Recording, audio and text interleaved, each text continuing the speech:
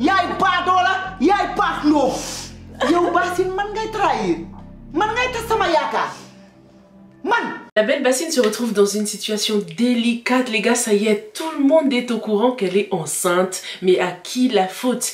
Qui est-ce qu'on doit véritablement blâmer pour cette grossesse? On va en parler dans cette vidéo et je vais lire les commentaires intéressants que vous m'avez laissés dans la rubrique communauté. Si c'est la première fois que tu passes par là et que tu aimes les revues et les analyses de films et séries afro, n'hésite surtout pas à t'abonner à cette chaîne. Active aussi la petite cloche, comme ça tu seras au courant à chaque fois que je publie une nouvelle vidéo. Qui est le véritable responsable de la grossesse de Bassine? Est-ce qu'elle doit s'en prendre qu'à elle-même? Est-ce que c'est sa belle-mère, son mari, sa meilleure amie, ou bien est-ce que c'est juste la société, la pression de la société qui exige à toute femme d'enceinte d'avoir un enfant et qui considère automatiquement que les femmes qui n'ont pas encore eu d'enfant dans leur foyer une fois mariées font honte à la société quoi. Alors au moment de filmer cette vidéo, ça fait déjà 1 heure que j'ai posté ce sondage. 46% d'entre vous pensent que c'est la faute de la belle-mère et 29% pense qu'elle ne peut s'en prendre qu'à elle-même. Il n'y a que 13% qui pensent que le mari est fautif et seulement 11% qui pensent que la meilleure amie est fautive. On a le commentaire de Roxane Aka. Elle nous dit: coucou Sylvia, pour moi c'est la pression conjointe de sa belle-mère et de son mari, mais aussi celle de sa copine parce que la pression de sa copine a été celle de trop. Je suis sûre que son mari est impuissant, raison pour laquelle il refusait d'avoir des rapports avec elle de peur qu'elle ne découvre. Et évidemment, en Afrique, une femme qui n'est pas enceinte est automatiquement la stérile alors que ce n'est pas forcément le cas. Elle m'a fait vraiment de la peine alors qu'elle voulait juste sauver son mariage. Merci beaucoup Roxane, je suis tout à fait d'accord avec toi, mais moi perso je pense que c'est son mari le fautif, point barre. C'est même pas la belle-mère qu'au final j'ai appris à apprécier dans cet épisode parce qu'on découvre que tout ce qu'elle veut c'est vraiment cet enfant quoi. Elle n'est pas si méchante que ça, elle n'a rien contre Bassine hein, parce que dès qu'elle apprend que Bassine est enceinte, t'as vu le changement, c'était la joie à la maison, elle chantait carrément. Donc au final, elle joue tout simplement son rôle de belle-mère sénégalaise, belle-mère africaine quoi. Le vrai problème dans cette histoire, pour moi, selon moi, c'est vraiment le mari. Depuis le début, on constate comment le mari minimise cette situation. Il ne réagit pas forcément lorsque sa maman accuse sa femme. Il ne respecte même pas sa femme. C'est limite, il accepte que sa mère lui prenne une deuxième épouse alors qu'il sait très bien que c'est lui le problème. Depuis qu'on nous montre ce couple à l'écran, pas une seule fois le mari a essayé d'être affectueux avec sa femme. C'est plutôt Bassine qui essaye toujours d'arranger les choses. On a vu la Bassine séduisante qui essayait de séduire son mari. Mais son mari il est tout le temps en mode vénère, fâché et tout. Mais c'est quoi ça? Son niveau de mauvaise foi est juste top notch. Le mec il sait très bien que le problème vient de lui. Mais il continue d'être de mauvaise foi, de se voiler la face. Il ose même la mettre à la porte.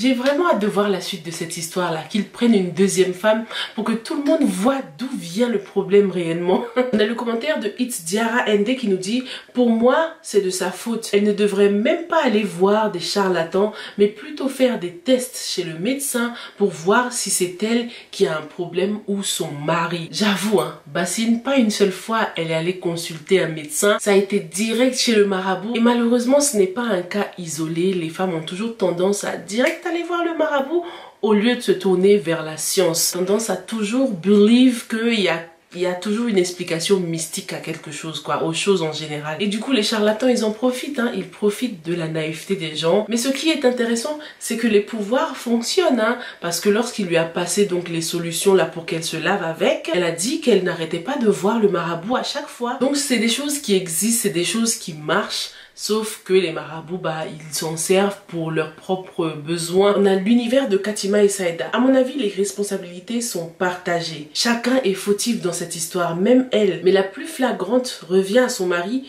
qui devait la soutenir, mais s'est laissé influencer par sa mère jusqu'à refuser d'avoir des relations intimes. Ce qui l'a emmené à parler à sa meilleure amie qui l'a emmené chez ce charlatan en croyant l'aider. Malheureusement pour elle, C'est l'époux qui devait remettre sa mère à sa place gentiment et fermement quand les pics avaient commencé. Mine de rien, c'est un problème de couple, donc des deux conjoints. Et c'était à eux de le gérer avec les conseils de la maman et non avec des reproches. L'erreur qu'a faite Bassine, c'était vraiment d'en parler à sa meilleure amie qui n'est pas mariée, parce que ce n'était pas vraiment la mieux placée pour la conseiller pour des histoires comme ça, tu vois. Peut-être dans d'autres domaines, mais pas pour ça. Mais vu que Bassine avait tout essayé aussi et qu'elle a vu que son mari ne voulait rien savoir, je la comprends aussi, hein, elle a agi par désespoir, elle voulait sauver son mariage tout simplement. J'étais aussi contente de voir que sa meilleure amie n'était pas si mauvaise que ça, parce que j'avais des doutes, hein. J'avais pas trop confiance en elle, le fait que c'est elle qui avait payé le marabout,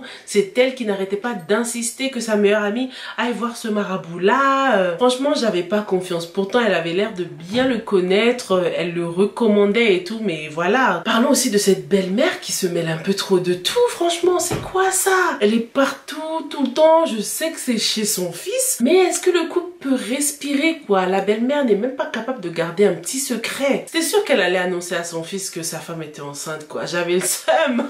Ça nous montre aussi le niveau d'implication. À quel point est-ce qu'on doit impliquer nos parents dans nos relations, quoi. Donc voilà, franchement, en gros, c'est le mari, pour moi, c'est le mari, le number one fautif dans toute cette histoire. S'il n'arrêtait pas de repousser sa femme lorsqu'elle essayait d'arranger les choses, tout ceci ne se serait pas passé. Peut-être que Bassine aurait même demandé à son mari d'aller avec elle à l'hôpital pour essayer de régler les choses, hein. Mais ça se voit qu'il cache quelque chose. Ça se voit qu'il sait très bien que le problème vient de lui et il ne veut pas que ça se sache parce qu'il veut garder une bonne image dans la société. Il préfère que ce soit l'image de sa femme qui soit ternie, quoi. Il a osé l'insulter de tous les noms comme ça se demandait pourquoi il l'a épousée en fait. Depuis le début, zéro affection. Pourquoi est-ce qu'il l'a épousée? Qu'est-ce que t'en penses dans les commentaires? Selon toi, qui est vraiment à blâmer dans cette histoire? Est-ce que c'est la belle-mère qui a peut-être monté la tête de son fils? Puisqu'elle habite là-bas, il se voit tout le temps, elle lui parle tout le temps, donc peut-être qu'elle a fini par changer les idées de son fils, quoi. Franchement, c'est dingue la pression que subissent les femmes dans la société. Je suis bien contente que cette série existe pour dénoncer tout ça là, parce que waouh, t'es pas marié, c'est un problème. T'es marié, c'est un problème. T'as pas d'enfants, c'est un problème. T'as trop d'enfants, c'est un problème. Et le marabout là aussi, il faut qu'il goûte la prison, hein. Il va pas la voir venir celle-là. Lui qui voit tout. Parlons aussi du colonel qui est donc l'ennemi numéro 1 de la brigade et puis des groupes de femmes là, les Ciara et tout ça. Il a donc tué le petit chouchou de Ciara. Franchement, Ciara, elle prend cher, hein. Combien de fois est-ce qu'elle a pleuré dans cette série? Et puis elle pleure tellement bien, elle joue très bien cette actrice, hein. C'est dingue. Le colonel est un adversaire redoutable. Donc il a reconnu Ngonish. Du coup je sais plus si c'est Ngonish ou Bonish, parce qu'au début de la série c'était Ngonish, mais à un moment j'ai vu qu'il l'avait appelé Bonish. Bonish, ça passerait mieux, ce serait plus logique quand même.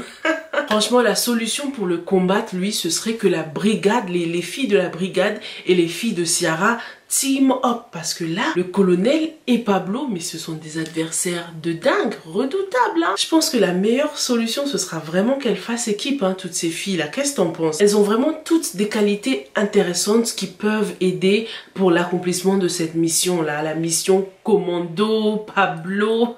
Voilà ce dont je voulais parler avec toi concernant cet épisode de Meurtre. Je voulais surtout parler de cette affaire de Bassine qui était enceinte. J'ai hâte de lire ce que tu as pensé de cet épisode, hein, toi aussi. N'hésite pas à me laisser des petits commentaires et puis on se retrouve dans la prochaine vidéo, ok? Stay safe and stay blessed. Bye. Peace.